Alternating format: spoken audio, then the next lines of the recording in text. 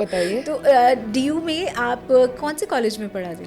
मैंने कुछ दिन पढ़ाया IP कॉलेज में, in your own college? In my own college, और फिर मैंने पढ़ाया खालसा कॉलेज में English, in English literature. Yes. तो एक तो वुमेन्स कॉलेज है, बट देन खालसा में how was the experience of teaching in? आप पढ़े उसमें, then you taught also there, so coed college में जाके इट्स बिट डिफरेंट देखो, शिक्षक तो शिक्षक ही होता है।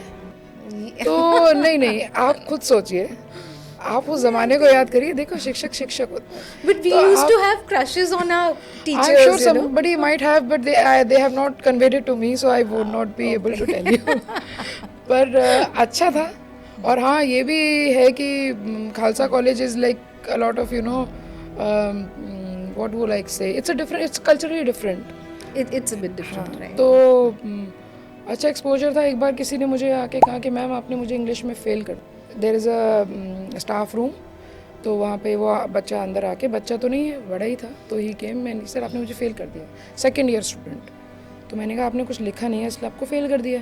कहते बट मैम मैं तो BPO में काम करता हूँ, my English is so good. भाई बोलने में और लिखने में फ़र्क होता है, और I am not here to give you marks on your grammar, I am here to give you marks on your literature thing.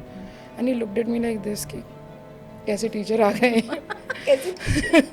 पर इस तरह के एक्सपीरियंसेस होते थे। और DU में ये भी है कि अब तो अटेंडेंस कंपलसरी हो गया है। जब मैं पढ़ाया करती थी उस time attendance was not compulsory. तो अगर आप अच्छा नहीं पढ़ाएंगे तो आपकी क्लास में कोई आएगा नहीं।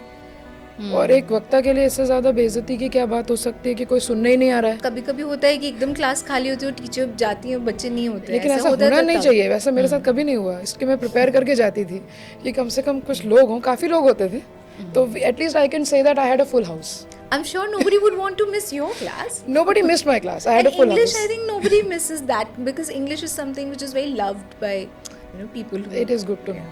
It is my favorite At least subject. it's been my favorite. It is my favorite subject too.